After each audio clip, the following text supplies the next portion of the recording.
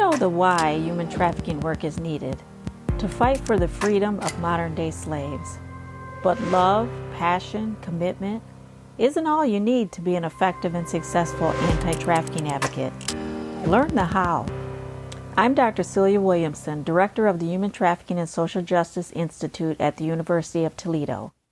Welcome to the Emancipation Nation podcast, where I'll provide you with the latest and best methods, policy, and practice discussed by experienced experts in the field so that you can cut through the noise, save time, and be about the work of saving lives. Welcome to the Emancipation Nation, episode 153. And before we start this episode, we have a short bit of information, critical information, to share with you. The International Human Trafficking and Social Justice Conference is the largest and oldest academic conference on human trafficking in the world.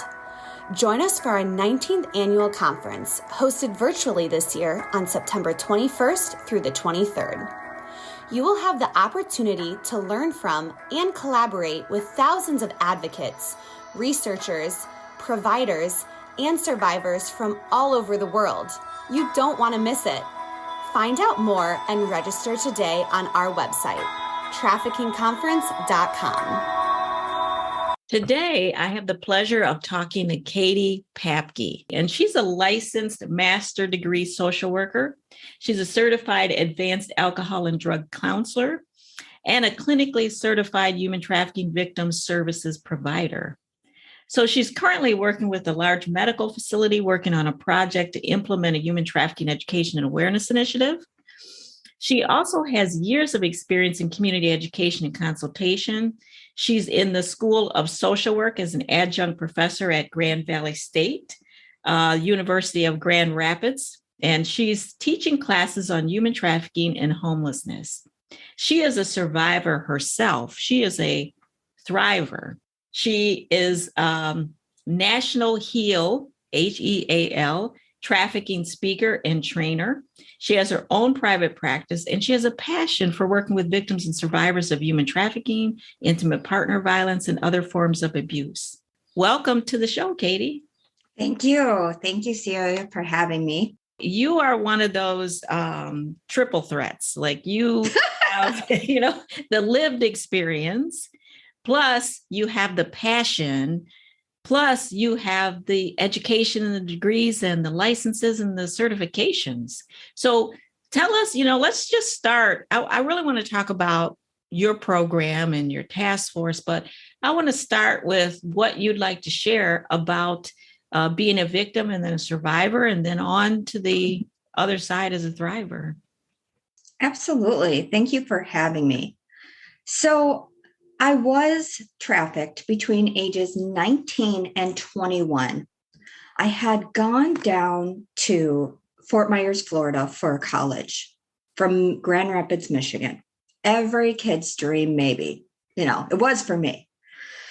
Unfortunately, I got introduced to a guy who was not part of the college, and he looked good, right? He looked good. He treated me well. He gave me gifts, and he was all a groomer, right? And he started saying to me, you have a beautiful body. You could get money from men to do things sexually for them. And I was hesitant at first, but then I was like, well, I'm not working. I might as well. So the next thing I knew, I was in his thralls. I was sexually trafficked for 3 years. My parents had no idea, absolutely no idea. Wow. Luckily, I was able to get out of that situation by leaving the state and moving back in with my parents. Mm-hmm. That started trauma recovery. I was not hooked on drugs at the time or alcohol. I had actually previously already had that problem and went to substance abuse treatment. So all of my sex trafficking was stone cold sober. Oh, wow. And we know how the drug culture is interrelated with trafficking. And I had been so vulnerable because I was alone. I was alone as an 18, 19-year-old child, just, and I say child, I was an adult, but I was a child, down there for the first time, just wanting to fit in, make new friends, have a new boyfriend, live life to its fullest. And I couldn't make it, without being exploited, unfortunately. I would like to say there was lots of warning signs, but there did, it was like a combination of things. I don't have a high, what they call ACEs score. I don't have any of that, It was about unrecognized, untreated trauma. Absolutely. And so, can you talk about what that earlier trauma was, or that vulnerability that made you then vulnerable to being trafficked? Yeah. Again, I think there was a lot of neglect in my family, those social and emotional ties. I was very rebellious and got into drugs and bad relationships with men, or boys, I should say, right away. I was attracted to that bad boy image and loved to be doted on, given gifts, right? And again, being down there alone, wanting to fit in, wanting to make friends, and just loving the attention that this older guy was giving me.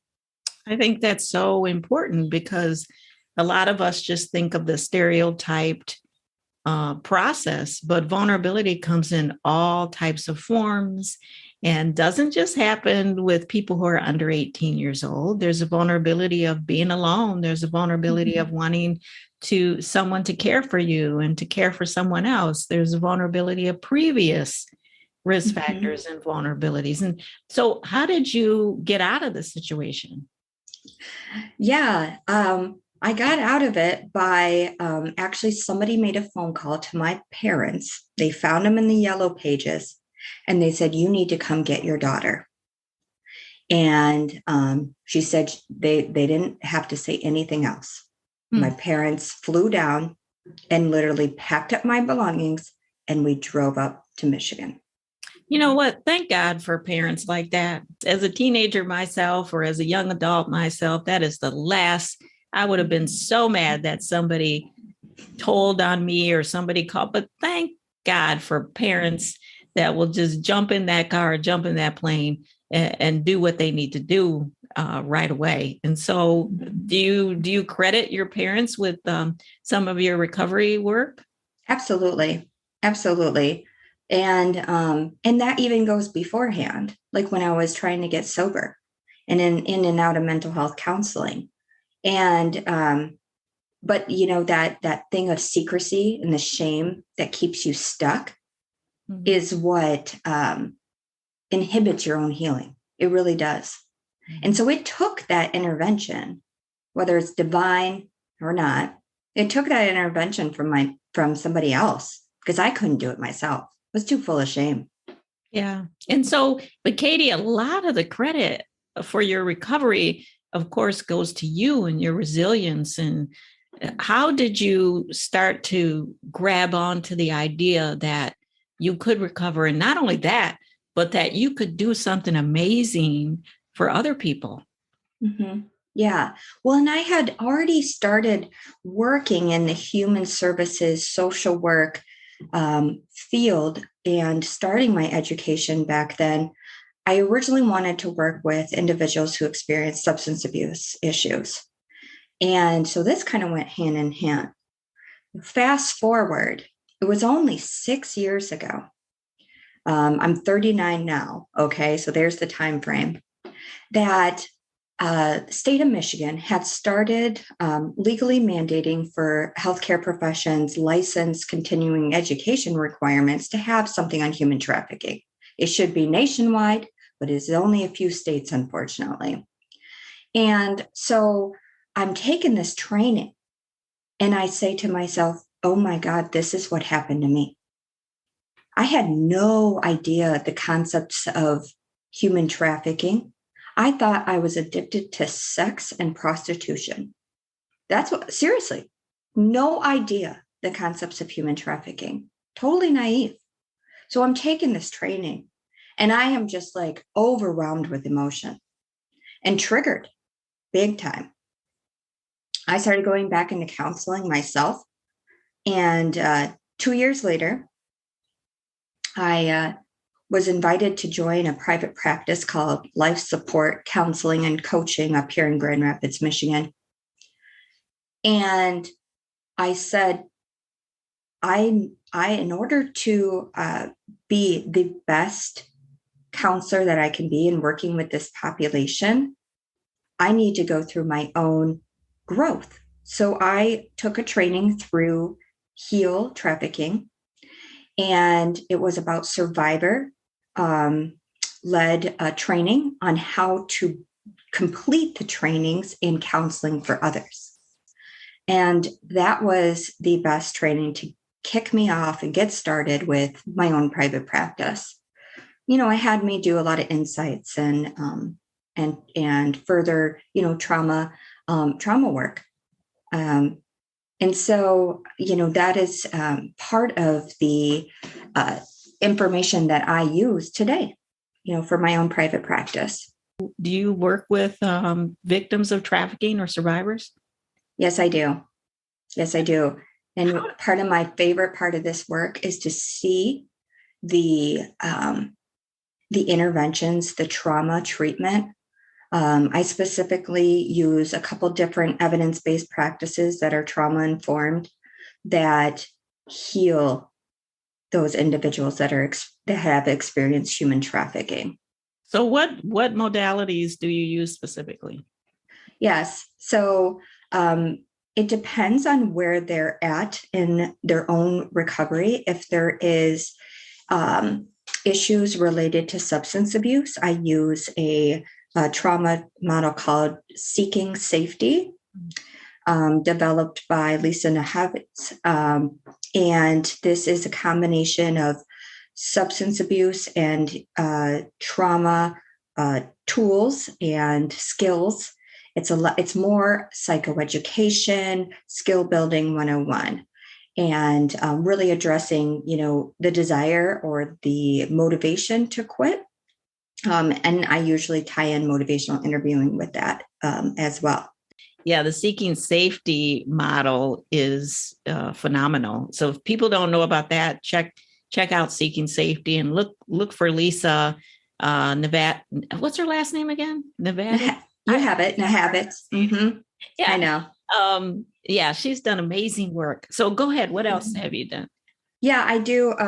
Eye movement desensitization and reprocessing therapy, EMDR, by Dr. Vanderkalk. Mm-hmm. And that has changed not only my life, because I've gone through EMDR myself, but I have seen years of individuals who have gone through counseling just improve their trauma light years. I agree totally. EMDR is, I'm a fan. So yeah, you are, I would like to just say to people, there's a big difference. I've said it many times between just going to therapy or just going to counseling and going to specific trauma treatment. Mm-hmm. So, are you open to doing counseling or therapy with survivors online who may not be in Grand Rapids? Oh, yeah. I mean, if they want to use their insurance, they can, they have to be in the state of Michigan. But I definitely do a sliding scale fee for anybody outside the state of Michigan. Yeah, I think this is a jewel. This is a gem that people need to write down when they're looking for good trauma treatment therapists, and particularly somebody with the authentic and genuine lived experience on top. That is just amazing. So tell us then, how did you get to this Sacred Beginnings? I know you're the vice president of the board, and I know it's a nonprofit agency, but how did that come about? How did you connect with them? Yeah, so our executive director and owner of the business of Sacred Beginnings. You can access their website it's at www.sbtp. That's S as in Sam, B as in Bravo, T as in Tom, P as in Plan, sbtp.org. And we are the first survivor-led organization addressing human trafficking in the state of Michigan. Oh, wow.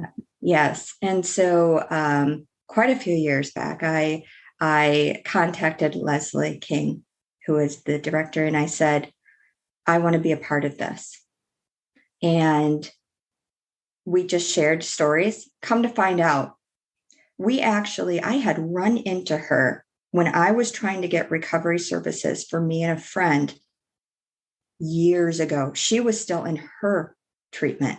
We found out that we have the same recovery date from drugs and alcohol, year, let me say not date, but year, as well as the amount of time that we have been out of the game.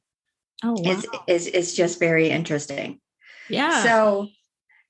So Leslie brought me on for the board, and we have just been going like lightning crazy, expanding.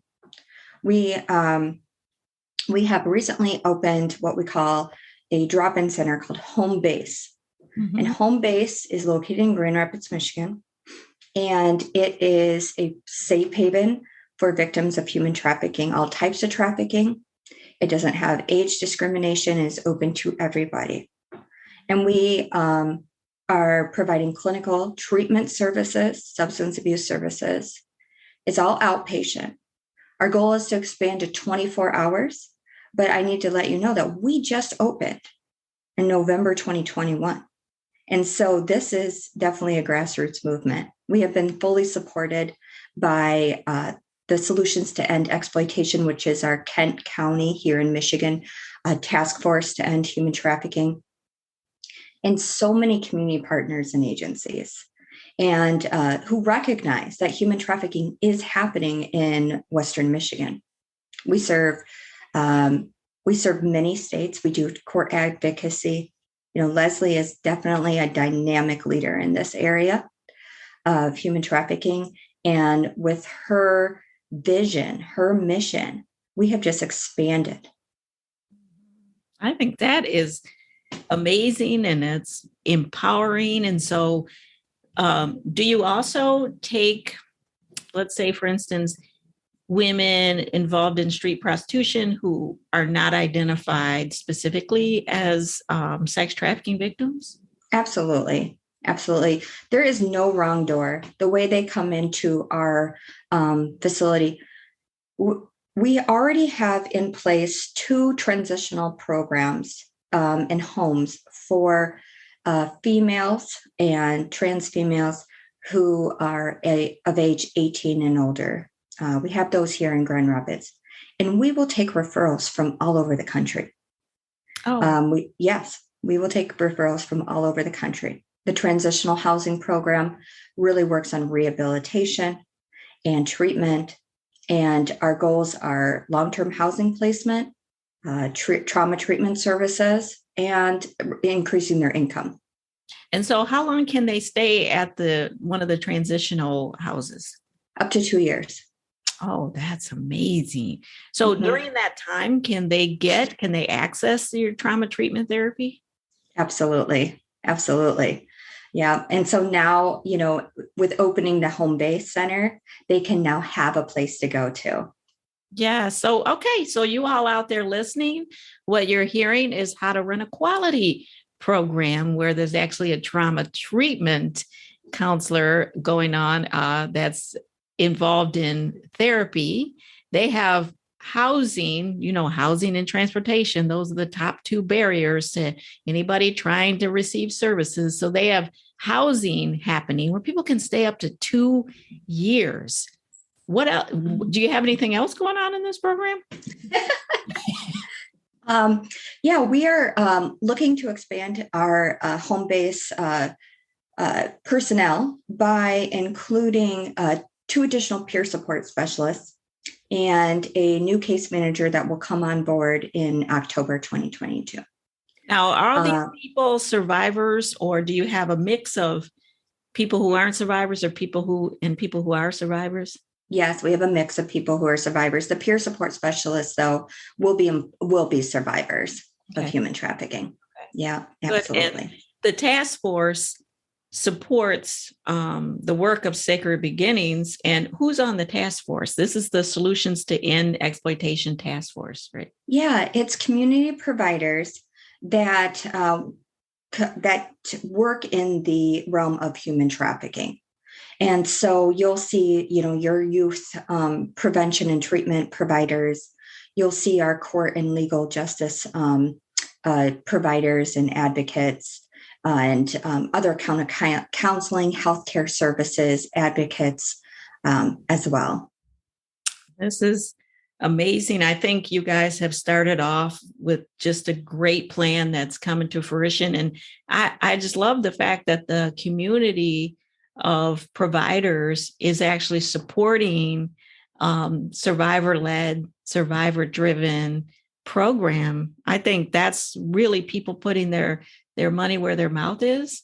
And, if someone were to try to implement something like what you're doing, or even a part of it to involve survivors, what's some advice that you could give them, and how they can access survivors, how they can empower survivors, and how they can get survivors involved in, and what can they do and what shouldn't they do? I think that human trafficking services, whether it's an interagency task force or an organization that just is looking to expand their partnership in the community, really does need to start with survivor input and meeting them where they're at, and understanding that human trafficking victims have so many trust issues, and that it really just starts with a conversation, maybe a cup of coffee or a cup of water, and just starting to build that trust relationship. When individuals start getting to the point where I'm at, where you talked about thriving, right? And willing to give back to the community and wanting to be a part of the Human Trafficking Awareness Initiative. In that point, the part of training development, protocol development, agency development is some things that consultants like myself do. And it comes from passion and experience. It comes from what I missed out when I needed services. And it comes from raising awareness. A lot of individuals do not identify as being human trafficked, I should say. And so being able to say to them, this is a form of human trafficking. Did you know that? Do you know anything? That universal education is so important. Did you know? I have seen, when I look into the eyes of somebody and I tell them for the first time that it appears that they have been trafficked, it's just the pieces start falling into place for them, and they start owning it, and they understand that this is a trauma response, and that they might not be victims. They see themselves as victims because they have myths or they have preconceived notions of what a human trafficking individual might experience. Mm-hmm. And just kind of breaking down those walls of denial and shame to help them understand that what they went through may or may not be their fault. Mm-hmm. And I think that's so critically important. And what you bring to the table is somebody who's very much bilingual, in that you come from a social work background. So you understand the language, the culture, the way we do things, the way we think. You understand that we in social services have drank a Kool-Aid, and so we have a particular perspective on things. And you can speak it, walk it, talk it, but you also have the survivor thriver experience. So you can speak and walk and talk that. And so you're able to translate, I'm sure, very easily to one group to another group. And so if somebody, they say, oh, I'd love to have survivors involved. I don't know any survivors. I wouldn't know how to approach them. I wouldn't know how to find them. Are you available to consult and to help us? We want to do a good job on our program. Absolutely. And I have a network of survivors too. So if you want somebody local, I can reach out to that network. If you want somebody nationally that you just want to consult with, absolutely, I can do that as well. And so how do they get in touch with you or your program? Absolutely. My website is part of Psychology Today. You just have to Google my name, Katie Papke. In addition to the website is also on Life Support Counseling and Coaching, LLC.info, INFO. And what's your email that you'd like people to contact? Just say it on the air as well. Yeah, it's Katie Papke at Life Support LLC.info. That's awesome. And Katie, what should people not do when they're trying to engage a survivor to get them involved in the fight against trafficking? Yeah, that is a really good question. One thing that they should not do is come in as a defensive way with asking for services, to listen to their stories and to seek to understand rather than have a preconceived agenda of what they foresee individuals who have the lived experience. It's okay to come in with this is our vision, this is what we want to do, but then listen to their insights, listen to their feedback.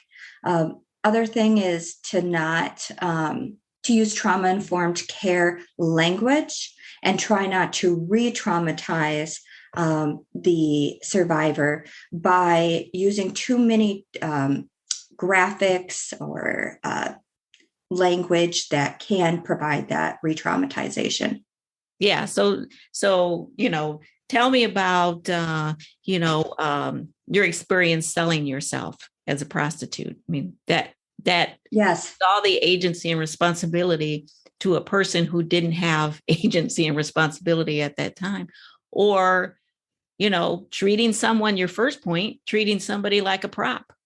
Well, yes. We know what we want to do. We know our mission. We know our vision. We know exactly what we want. And we just want a poster child. We want a prop to agree with everything that we already think and to push you out there sometimes to the audience to tell your story or something like that. Yes, absolutely. And you'll notice that a lot of the federal grants, if for nonprofit agencies who are applying for federal grants, that's one thing I do is I do work with a few agencies to provide consultation for the Office of Trafficking in Persons. Specifically here in Kent County as the Human Trafficking Youth Service Provider Grant. And it is very interesting to what you just mentioned. We need a survivor input. We need a survivor consult, and then you're just the poster child. Well, how embedded are you in this consultation and these training developments? Mm-hmm. And I think that is really true. Thank you. And that happens a lot. I mean, it happens to me as a Black person. Like, we need a Black person on our committee. We need a Black person on our search committee. We want to hire somebody and we need diversity represented. I'm never offended. I'm delighted, actually, because I am coming to the table as the Black person. And as the Black person, I'm going to ask you, let's relook at all your interview questions. And when they're annoyed, I'm going to say, but you asked me to come as the Black person. So as the Black person, I would like to see if you're asking any questions about diversity. So I actually embrace that role. So, as somebody who is a survivor, well, wait a minute. Well, let's look at your mission and your vision and what you're trying to do. Let's look at it because you asked for my input. So I'm going to give you my input, and whether you take it or not, that's your business. But that's why I'm thinking it would be wonderful. I think agencies should get a good consultant, somebody who is ready to take on a role like that, somebody like you who has, is bilingual, speaks both languages, is empowered, has run a program, and can help people understand why they might need to go left when they've been going right too often. So, I mean, that's a hint out there, but I'm just saying this is a great way to get your program on track or set it up on the right track from the very beginning. So, Katie, I hope that you get some responses, because I think that people do want to do the right thing. And I think they want to do the best thing. And I think that sometimes they just don't know what the best thing is. So, do you have any advice for social workers that are coming up in the field and they're passionate about this work? What can they do to get started in working in this type of field? Absolutely. So I always say that for the social workers who are currently in school is to volunteer or start working in positions where they want to work in the field.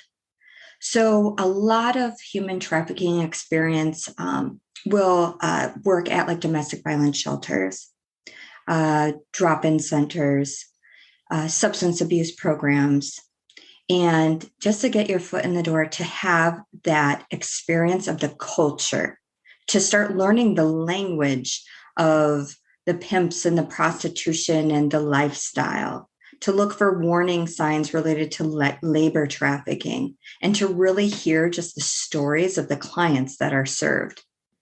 For those individuals who have obtained their degree and working with their full licensure and want to work with human trafficking victims, my first advice is to, again, just, have some background knowledge about human trafficking. Education is out there. Education is out there. I provide education. Heal Trafficking provides national education. And there's so many different opportunities for continuing education. But to have a really good foundation of training goes beyond Human Trafficking 101. It goes beyond learning just trauma treatment skills. It is really about embracing yourself within the culture of those individuals experiencing human trafficking. And you can get your experience by just going and, listening to other stories. I think that's wise advice. And that's how you get embedded, and that's how you get good at it. And that's how you bring the quality that we really need to bring if we're going to help deliver the best services that we can deliver. I thoroughly enjoyed this conversation. I will be referring people to you now that I understand that all these qualifications you have, plus the authenticity and the genuineness and just the life experience. So thank you so much for your time, Katie. And any parting words? I really appreciate this invitation to speak. I have watched your podcast before, and I have learned so much from others. And, I hope to professionally and personally grow in the human trafficking awareness and education initiative. Will we ever eradicate human trafficking? No. I strongly feel that the way to eradicate human trafficking is to stop the demand for services, whether that's sex or labor or organ. But I truly believe that there are passionate people out there, that the work is enduring, and that it's definitely worth it in the end. And I think if you can continue to learn and grow with as much experience and knowledge and skills that you have, that tells us that we all can continue to learn and grow. So thank you so much. I appreciate you. That was Katie Papke. Let me tell you her email address. Again, it's Katie Papke at lifesupportllc.info. So that's KATIE PAP, P as in Paul, PAPKE, Katie Papke at lifesupportllc.info. Email her if you're looking for a consultant who is a thriver reach out to her. If you're looking for information on some of the programs and services they offer because you want to offer something similar in your community, reach out to them. If you're a survivor and you're looking for trauma treatment from a therapist, reach out to her. And I particularly love that she talked about her parents coming down to get her. And I want to just take a moment to talk about parents. And I don't want to talk to the parents because we already understand each other. I want to talk to the young people in their teens and their 20s and their 30s who have parents, right, that are all up in your business still. And how annoyed you are that they still want to know what you're doing, where you're going, who you're with, particularly how you feel and what you're thinking about. And you think, oh my God, how annoying. I am an adult. And I can't wait until you have children, because as parents, we're only as happy as our saddest child. And so we like to know what you feel and what you think and who loves you and are you having a happy life? We have to know that. That is always going to be a part of our business. So I just want to tell you, cut your parents some slack. You could pick up the damn phone and say, I'm all right. Take you 30 seconds. Okay. So just want to say that I have a daughter. She understands me. She will pick up the phone and say, I'm fine. Life is good. Hope your life is good. Those types of things. And then I can go on, having my happy and productive day. She also talked about different forms of trauma treatment therapy, critically important, very, very different than just therapy. Trauma treatment therapy, light years ahead, like she described. She talked about the Seeking Safety book and program. That's an excellent program and book. So look that up if you're looking for some group experience or ways to engage one-on-one. We also have the Survivor's Journey, of course, which is 12 journeys that's delivered in a group format that helps victims to become survivors and survivors to become thrivers. It's a trauma-focused sort of healing. So we offer that. And it's interesting that she found out about her trafficking experience when she took a class.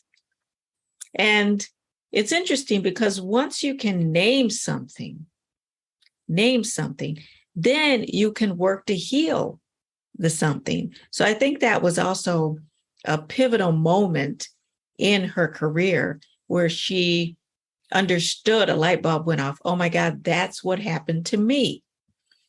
And then she was able to pursue, move down a path that helped her heal.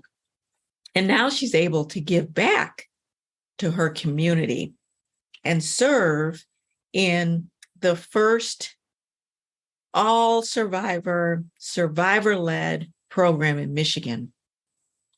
So hats off to you, Katie, and your team. Until next time, the fight continues. Let's not just do something, let's do the best thing. If you like this episode of Emancipation Nation, please subscribe and I'll send you the weekly podcast. Until then, the fight continues.